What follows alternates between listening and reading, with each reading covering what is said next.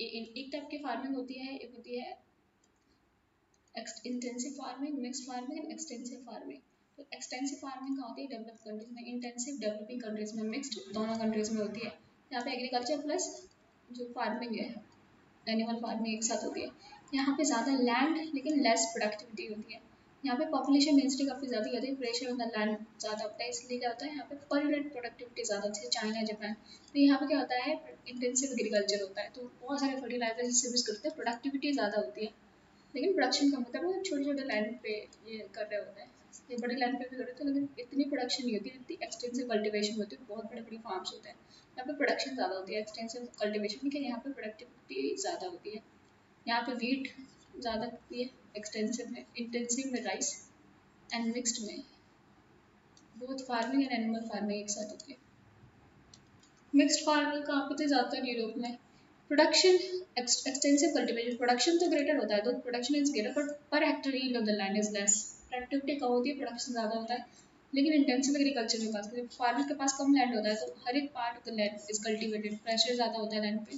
तो यहाँ पे क्या प्रॉब्लम होती है? फर्टिलिटी ऑफ द सॉइल वो रिड्यूस हो जाती है। स्टेपिक क्लाइमेट क्या होता है? Less rainfall. ज़्यादातर यहाँ पे क्या होता है? वीट, बस कोल्ड फार्मिंग।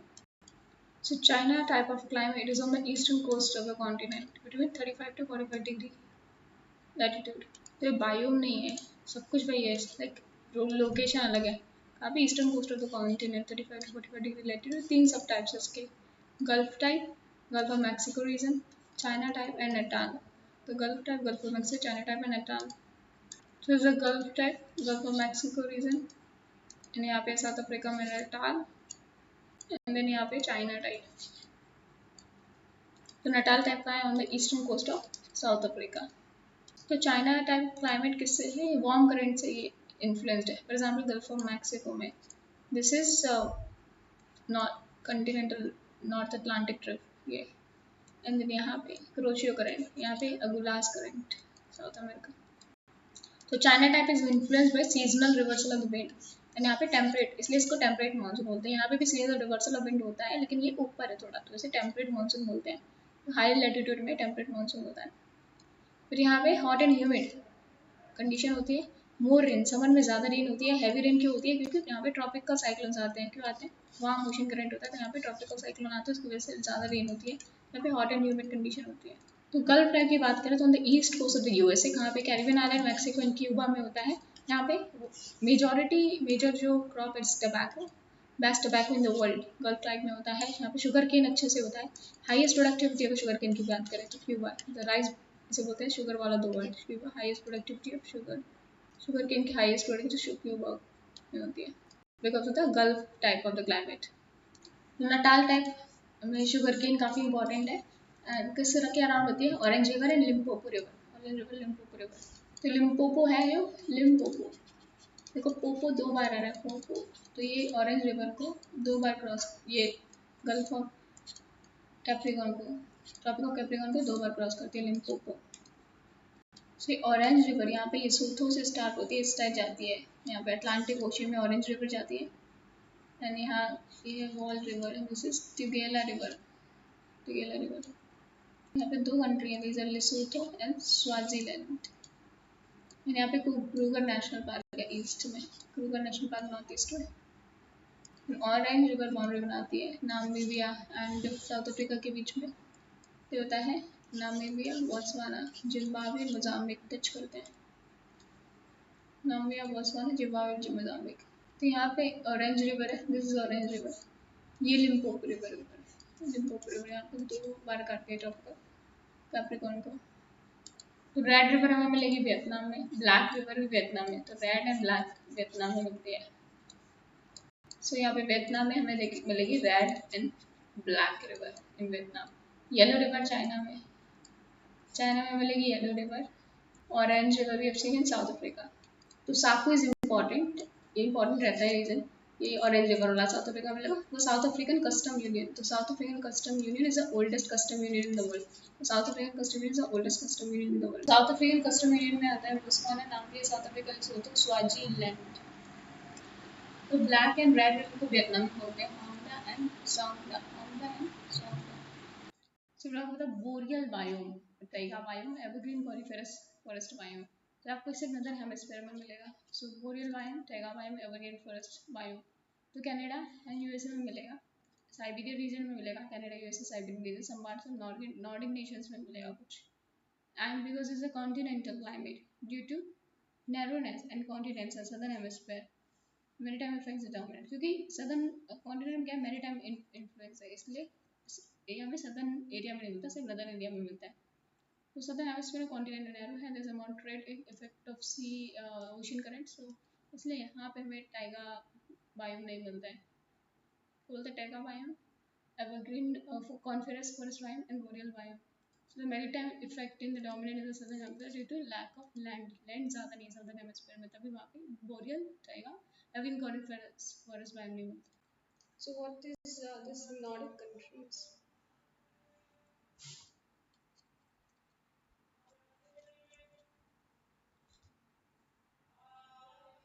So ये cultural region है, इसमें Denmark, Sweden, Iceland, Finland, Norway, Greenland, Faroe island, Faroe island से बोलते हैं डेनमार्क। तो ये जो ऊपर है इसको बोलते हैं पूरा स्कैंडिनेवियन पेनिनसुला। तो डेनमार्क की दो टेरिटरी, एक यहाँ पे फरोए आइलैंड, तो फरोए आइलैंड ये किसका है, डेनमार्क के ऊपर से, ग्रीनलैंड भी डेनमार्क का है, फरोए आइलैंड एंड ग्रीनलैंड। तो आइसलैंड है यहाँ पे, आइसलैंड की कैपिटल है लाइक रिक्याविक। रिक्याविक ज़्यादा नहीं, 3 लाख लोग रहते हैं आइसलैंड में। सो यहाँ पे gulf of Bothnia and gulf of Finland. तो फिनलैंड और बॉथनिया एस्टोनिया को सेपरेट करते हुए गल्फ ऑफ फिनलैंड, तो यहाँ पे gulf of Bothnia, gulf of Finland. तो यहाँ पे हमने देखा गल्फ ऑफ बॉथनिया, जैसे गल्फ ऑफ फिनलैंड, यहाँ पे है बाल्टिक सी और इसके आसपास ये जो कंट्रीज उनको बाल्टिक कंट्रीज बोलते हैं। एस्टोनिया, लातविया, लिथुनिया को बोलते हैं बाल्टिक कंट्रीज। ये जो जगह है ये कालिनग्राड, ये रशिया की जगह है कालिनग्राड, लिथुनिया से टच करती है, पोलैंड से टच करती है कालिनग्राड, रशिया की जगह। यहाँ पे वाइकिंग्स रहते थे, अटैक करते थे सारे यूरोप के अदर कंट्रीज पे। जर्मनी ने ऑस्ट्रिया पे अटैक किया था, जर्मन इन्फ्लुएंस है, पोलैंड में भी काफ़ी जर्मन इन्फ्लुएंस है। तो कल्चरल रीजन अलग है पॉलिटिकल बाउंड्री से।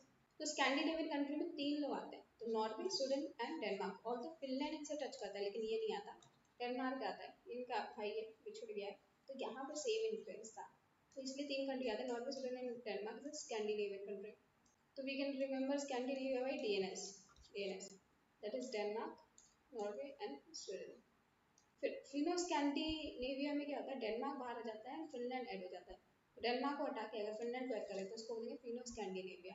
और सिर्फ अगर नॉर्वे, स्वीडन एंड डेनमार्क को तो उसको बोलेंगे स्कैंडिनेविया, अगर डेनमार्क को हटा के फिनलैंड को ऐड करें तो उसको बोलेंगे फिनो स्कैंडिनेविया। तो उसमें तो रशिया का भी पार्ट आता है, जैसे कोला पेनिनसुला और थोड़ा इधर इस वाला पार्ट, इसको बोलते हैं फिनो स्कैंडिनेविया। तो नॉर्डिक कंट्रीज को उनको लोकली नॉर्डर्न कंट्रीज भी बोलते हैं, सॉवरेन स्टेट्स हैं यहाँ पे, Denmark, Finland, Iceland, Norway and Sweden.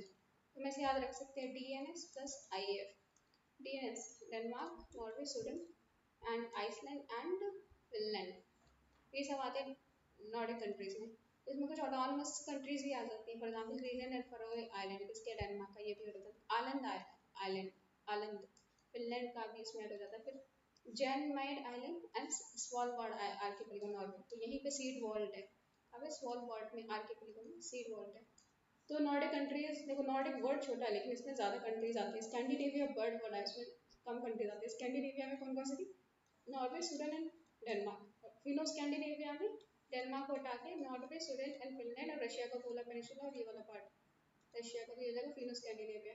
फिर नॉर्डिक कंट्री में आ जाता है ये नॉर्वे, स्वीडन एंड फिनलैंड तीनों। फिर डेनमार्क भी आ जाता है यहाँ पे आइसलैंड भी एंड देन ग्रीनलैंड भी। ग्रीनलैंड तो डेनमार्क का पार्ट है तो ये भी ऐड हो जाता है यहाँ पे, जैसे वो भी है सॉलबार्ड आइलैंड। तो ये जो है ये फरो आइलैंड डेनमार्क का एंड ग्रीनलैंड ये भी इसका पार्ट है नॉर्डिक कंट्रीज का। तो ये जो है स्कैंडिनेवियन कंट्रीज है, Norway, Sweden and Denmark. And Nordic countries में आ जाएंगे ये Norway, Sweden and Finland and Denmark and फिर आइसलैंड और फिर ये ग्रीनलैंड एंड फरोए आइलैंड हो जाएगा इसका पार्ट। स्वालबार्ड, स्वालबार्ड किसका है, नॉर्वे का है, यहीं पे ये सीड वॉल्स। तो उन्होंने नॉर्डिक काउंसिल बना रखी है, inter parliamentary Nordic corporation, parliament के लोग भेजे थे यहाँ पे। 1952 में बनी थी, 87 रिप्रेजेंटेटिव इन कंट्रीज से। तो पहले फिशिंग करते थे लेकिन अब नॉर्थ में बहुत सारे नेचुरल रिसोर्सेज मिल गए तो ये अमीर बन गए। स्वीडन में बहुत ज़्यादा इंडस्ट्री होती है, काफ़ी ज़्यादा हथियार ये एक्सपोर्ट करता है स्वीडन। तो ज़्यादातर ये साउथ में रहते हैं यहाँ पे इस वाले एरिया में, क्योंकि ऊपर बहुत ठंडी रहती है एंड काफ़ी ह्यूमन डेवलपमेंट इंडेक्स हाई है, 50 से 60% तक यहाँ पे टैक्स लगता है। लेकिन पढ़ाई फ्री होती है, अच्छी फैसिलिटीज मिलती है। तो ये याद रखना है कि कौन कौन से इसमें यूरोपियन यूनियन के मेंबर नहीं है। तो आइसलैंड, एंड आइसलैंड बेचारा दूर है, ये क्या यूरोपियन यूनियन का मेंबर बनेगा। तो आइसलैंड एंड नॉर्वे, ये यूरोपियन यूनियन का मेंबर नहीं है, आइसलैंड एंड नॉर्वे। लेकिन economic European area free trade agreement उसका पार्ट है, यूरोपियन यूनियन का पार्ट है लेकिन फ्री ट्रेड एग्रीमेंट का पार्ट है ये आइसलैंड एंड नॉर्वे। यूके भी तो बाहर आ गया, स्विट्जरलैंड भी शामिल है, स्विट्जरलैंड तो फ्री ट्रेड एग्रीमेंट में भी शामिल नहीं है। तो नाटो में उल्टा हो जाता है, यहाँ पे क्या था, नॉर्वे एंड आइसलैंड ये नहीं थे यूरोपियन मेंबर, लेकिन यहाँ पे आइसलैंड एंड नॉर्वे दोनों यूरोपियन यूनियन के मेंबर है। स्वीडन एंड फिनलैंड ये नहीं यूरोपियन यूनियन के मेंबर थे, यूरोपियन यूनियन। तो ये उल्टा हो जाता है, इसमें नाटो में Iceland and Norway are the member, but European union में मेंबर नहीं है Iceland and Norway. Sweden and Finland ये देखो रशिया के ज़्यादा पास है, तो ये मेंबर नहीं है नाटो के, लेकिन ये मेंबर है यूरोपियन यूनियन के। नॉर्वे यूरोपियन यूनियन का मेंबर नहीं है। सो यहाँ पे यूरोपियन यूनियन के मेंबर है स्वीडन एंड फिनलैंड, लेकिन वो नाटो के मेंबर नहीं है। एंड ये आइसलैंड एंड नॉर्वे ये मेंबर नहीं है यूरोपियन यूनियन के, लेकिन मेंबर है नाटो के। वर्ल्ड हैप्पीनेस इंडेक्स में ये सारी कंट्री फिनलैंड सब ऊपर रहती हैं। उन्होंने अमेरिकन मॉडल से डिफर कर रहे हैं, यहाँ पे इनकम इक्वालिटी कम है अमेरिका के नाम से, एंग्लो अमेरिकन लिबरल मॉडल नहीं फॉलो करते हैं। तो यहाँ पे पॉवर्टी को खत्म करने में ये लोग काम करते हैं एंड एजुकेशन में फोकस करते हैं, वर्कर्स को अच्छी तनख्वाह दी जाती है। तो नॉर्वे में बहुत ज़्यादा ऑयल एंड नेचुरल गैसेज हैं, एंड स्वीडन में इन्होंने अपनी इंडस्ट्री डेवलप की है, जैसे स्पेशली डिफेंस इंडस्ट्री। फिनलैंड में बहुत सारे नेचुरल रिसोर्सेज है, पेड़ काफ़ी अच्छे हैं, तो पेपर का पैसा काफ़ी फिनलैंड में आता है। तो हर एक कंट्री के पास कुछ नेचुरल रिसोर्सेज हैं, उन्होंने काफ़ी अपनी इकोनॉमी को डेवलप कर रखा है। तो यूएस में क्या है, ऑल्दो अमीरों की इनकम बढ़ी है, लेकिन गरीबों की इनकम सिर्फ 3 से 7 डॉलर हुई है।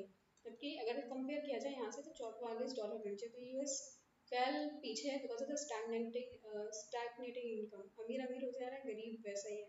यहाँ पे सबसे इंपॉर्टेंट सफलता का राज है, यहाँ पे हायर एजुकेशन फ्री है, higher education is free.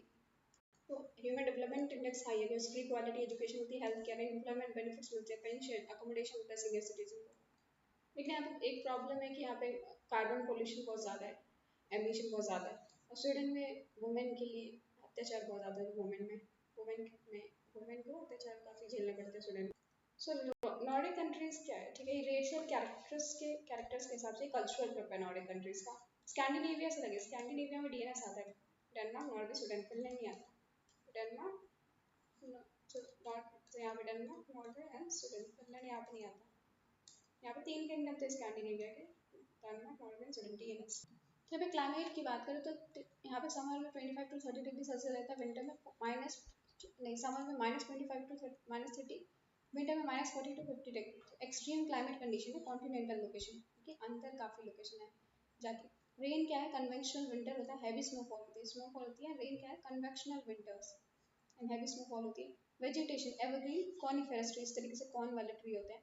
Adaptation देखिए, ट्री क्या होता है, कॉनिकल होते हैं शेप में, कि जो भी बर्फ है जम ना जाए, गिर जाए यहाँ पे। फिर यहाँ पे क्या होता है, फ्लेक्सिबल होते हैं, स्लैंटिंग ब्रांचिंग होती है इसमें। टाइनी थिक पॉइंटेड लीफ होते हैं, वैक्सी लीफ होते हैं कि फ्रॉस्ट वाइट ना हो, वैक्सी लीफ नहीं हो तो फ्रॉस्ट वाइट हो जाएगी। वुड क्या है, सॉफ्ट वुड मिलता है यहाँ पे। बहुत ही कम स्पीसीज यहाँ पे सर्वाइव कर पाती हैं इतनी एक्सट्रीम कंडीशन, जैसे pine, spruce, larch and fir. Pine, spruce, larch and fir. India में इस टाइप के फॉरेस्ट जैसे पाइन, स्प्रूस, लार्च, फर पेड़ कहाँ मिलते हैं, ये हिमालयस में मिलते हैं after the height of 3000 metre की हाइट के ऊपर। तो 3000 मीटर की हाइट के बाद मिलते हैं। वेस्टर्न हिमालयाज में मिलते हैं, जैसे वेस्टर्न हिमालयाज में देखें तो सबसे इंपॉर्टेंट ट्री क्या है, देवदार, देवदार हिमालय में ट्री है देवदार। तो यहाँ पे अंडर ग्रोथ काफ़ी कम है एंड फॉरेस्ट क्या है, कम डेंस है, तो ये प्योर स्ट्रैंड्स में मिलते हैं। यहाँ पे अंडर ग्रोथ नहीं होती, लेस डेंस होता है, ऊपर से ग्रासेस नहीं मिलते क्योंकि स्नो गिरती है विंटर्स में। तो प्योर स्टैंड मिलते हैं सिंगल स्पीसीज के। तो लंबरिंग काफ़ी इंपॉर्टेंट होता है, ऑक्यूपेशन लंबरिंग। तो स्वीडन से जैसे मैचस्टिक्स काफ़ी अच्छे आते हैं, और नॉर्थ अमेरिका से जैसे कनाडा, यूएसए से न्यूज़पेपर प्रिंट हम ज़्यादा इम्पोर्ट करते हैं। तो अपना जो वुड है वो हार्ड वुड है, तो उससे इतने पतले पेपर से कॉपी वाले पेपर भी नहीं बनते। तो हम काफ़ी ज़्यादा ग्रीटिंग कार्ड वाले जो मोटे मोटे होते हैं वो हमारी हार्ड वुड से बन सकते हैं।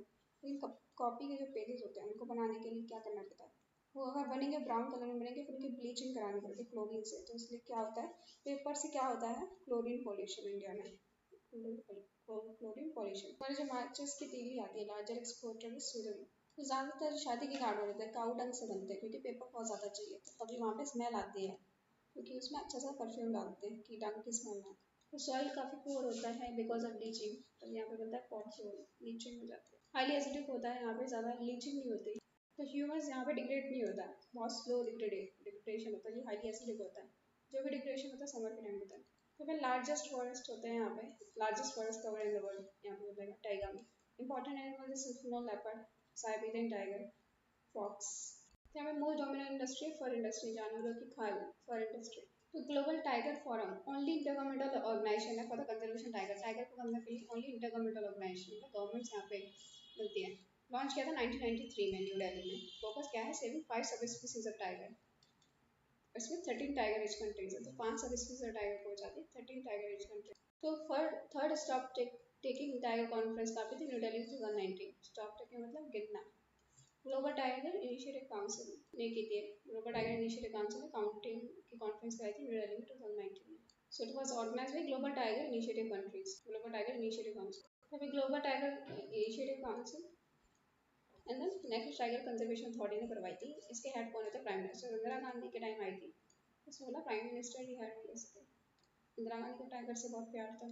सो tiger population has increased for the first time, global tiger population has increased for the first time in 100 years। global tiger population increase हुई है इंडिया में 2000 से ज़्यादा है। फिर रशिया, फिर इंडोनेशिया, पहले सबसे ज़्यादा इंडिया, इंडिया के बाद रशिया, रशिया के बाद Indonesia. For the first time tiger population increase हुई है 100 साल में, तो इसलिए कॉन्फ्रेंस कराई थी किसने, global tiger initiative council and national tiger conservation authority. तो ग्लोबल टाइगर इनिशिएटिव ने लॉन्च किया global tiger recovery programme for doubling the tiger population. 2022 tiger population को डेवलप करना है। 2008 में हुई थी global tiger initiative government Saint Petersburg Russia. तो ये ग्लोबल टाइगर इनिशिएटिव क्या है, ये इंटर गवर्नमेंट इनिशिएटिव है और गवर्नमेंट का, ऑर्गेनाइजेशन का and international organisation civil society का। तो इसको स्टार्ट किया था फाउंडिंग फादर कौन से, world bank, global environment facility, international tiger council. ये टाइगर काउंसिल के 13 टाइगर के रेंज कंट्रीज के मेंबर है टाइगर काउंसिल। इन्होंने स्टार्ट की थी global tiger initiative. Global tiger recovery programme क्या है, डबल करना है पॉपुलेशन द टाइगर बाय 2022। तो ग्लोबल टाइगर इनिशिएटिव यहाँ पे सेंट पीटर्सबर्ग में आया था, तो उसने लॉन्च किया global tiger recovery programme, double करना है पॉपुलेशन बाय 2022। तो टुंड्रा वायु में ये परमाफ्रॉस्ट रीजन है, वेजिटेशन यहाँ पे क्या है, डोमिनेंस है प्राइमरी कम्युनिटीज के प्लांट्स में। तो कोल्ड टेम्परेचर में लैक ऑफ सनलाइट की वजह से there is a dominance of primary communities in the plants. Species are lichen, mosses, reindeer grass and mosses. Reindeer grass भी एक टाइप का मॉसी है। यहाँ पे प्राइमरी कम्युनिटीज होती है, सेकेंडरी कम्युनिटी आ नहीं पाती because of cold temperature, lack of rainfall, lack of sunlight. तो इंडिया में मिलता है तो 1500 मीटर पे स्नो लाइन पे मिलता है ये इंडिया में, हिमालय में। तो जो टुंड्रा वेजिटेशन है ये ट्री लाइन के अबव है। एंड पोलार डियर, यहाँ पे रेनडियर, यहाँ पे कैरिगल, लैमिंग्स है, फॉक्स है, टुंड्रा बायोम। तो टुंड्रा बायोम में वो नहीं है, लेपर्ड नहीं है। तो लेपर्ड का मतलब अल्पाइन, अल्पाइन में मिलता है एट 3000 to 4000 मीटर पे द एशिया। तो यहाँ पे हमें लेपर्ड नहीं मिलेगा, तो लेपर्ड आपको मिलेगा सिर्फ alpine region of Asia. So leopard are only in the alpine region of Asia. तो China, Russia, Mongolia in the alpine region of the Asia. Tundra biome does not have poikilotherm, यहाँ पे पोइकिलोथर्म नहीं है। तो पॉलीकोथर्म क्या होता है, for example frog and lizard. तो ये एनिमल्स होते हैं जिनका जो टेम्परेचर होता है, बॉडी टेम्परेचर अंदर का वेरी करता है, बहुत ही वेरी फास्ट रहता है, therefore can not survive in this tundra biome. तो फ्रॉग, लिजर्ड ये सब नहीं मिलेंगे अगर टुंड्रा बायोम में जाते हैं। सो ग्लोबल टाइगर कंजर्वेशन तो कब स्टार्ट हुआ था, जुलाई 29 में हम वर्ल्ड ग्लोबल टाइगर डे मनाते हैं। तो सेंट पीटर्सबर्ग समिट कब हुई थी, 2010 में। 13 टाइगर रेंज कंट्रीज आई थी। इन्होंने पॉपुलर स्लोगन दिया सेंट पीटर्सबर्ग में, टाइगर की पॉपुलेशन कितनी करनी है, डबल। ग्लोबल टाइगर इनिशिएटिव में यहाँ पे कौन है, वर्ल्ड बैंक और ग्लोबल एनवायरमेंट फैसिलिटीज ने ग्लोबल पार्टनर को एक साथ लाया टाइगर एजेंडा पे। ग्लोबल टाइगर इनिशिएटिव से ही आया, ग्लोबल टाइगर इनिशिएटिव काउंसिल बनाई है। ग्लोबल टाइगर इनिशिएटिव से global tiger initiative council is one of its forum.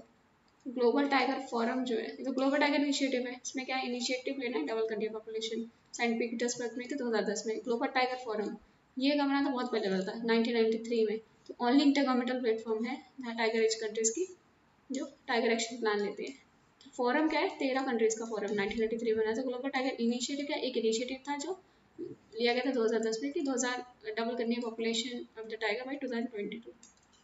12 साल में दिए थे। यहाँ पे ग्लोबल टाइगर फोरम की काफ़ी पार्टनरशिप है लाइक माइंडेड ऑर्गेनाइजेशन के साथ, इंडिया रेफर में ICN, WCT, इतने सारे ऑर्गेनाइजेशन है, वर्ल्ड बैंक, क्लेमेंसन यूनिवर्सिटी, तो इनके साथ पार्टनरशिप है। तो जिनके भी टाइगर है उनके नेशनल एक्शन प्लान है उनको प्रिजर्व करने के लिए हर कंट्री में। कॉमन इश्यूज पे काम करते हैं, for example poaching, habitat loss. World में जितने भी 70% इंडिया में रहते हैं, इंडिया के बाद रशिया, रशिया के बाद इंडोनेशिया। प्रोजेक्ट टाइगर हमने लॉन्च किया था 1973 में। तो पहला ट्रांसलोकेशन कहाँ से हुआ है? मध्य प्रदेश से। टाइगर रिजर्व ले जाके कहाँ लगे? सतकोशिया टाइगर रिजर्व में, उड़ीसा। तो इसके लिए टाइगर के लिए कैट्स प्रोग्राम है, कंजर्वेशन एश्योर टाइगर स्टैंडर्ड्स। तो ग्लोबल टाइगर रिकवरी प्रोग्राम कौन सपोर्ट कर रहा है? World bank. Targeted action in the Thimphu is India for the global tiger recovery implementation 2013 to 2015। तो ग्लोबल टाइगर इनिशिएटिव है, इंटरनेशनल टाइगर कंजर्वेशन फोरम 2010 में था, Saint Petersburg, Russia. तो ग्लोबल टाइगर इनिशिएटिव काउंसिल है, उसके अंदर ग्लोबल टाइगर फैसिलिटीज है। Global tiger facility में 13 टाइगर रेंज कंट्रीज है, 12 स्नो लेपर्ड रेंज कंट्रीज भी आ जाती है इसमें, and 5 tigers and snow leopard range countries. तो स्नो लेपर्ड अल्पाइन रीजन में मिलता है, एशिया के अल्पाइन रीजन में।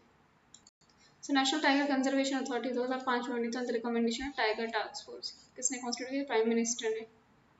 कब बनी थी? 2005 में। किसने बोला था? प्राइम मिनिस्टर ही इसका वो बनेगा, टाइगर सीधे प्राइम मिनिस्टर देखेगा, तो इसका हेड है प्राइम मिनिस्टर। अभी चेयरपर्सन कौन है? Prakash Javadekar. Global tiger task force किसने क्रिएट किया है? प्राइम मिनिस्टर ऑफ इंडिया ने। तो प्रोजेक्ट टाइगर किसके अंदर है? 1973 में, वाइल्ड लाइफ प्रोटेक्शन एक्ट 1973 के अंदर है। कोलैबोरेशन किसके साथ? वर्ल्ड वाइड फंड के साथ। तो प्राइम मिनिस्टर ने establish global tiger recovery programme के under this global tiger, that is national tiger conservation authority. Survey कौन करता है? ये wildlife institute of India.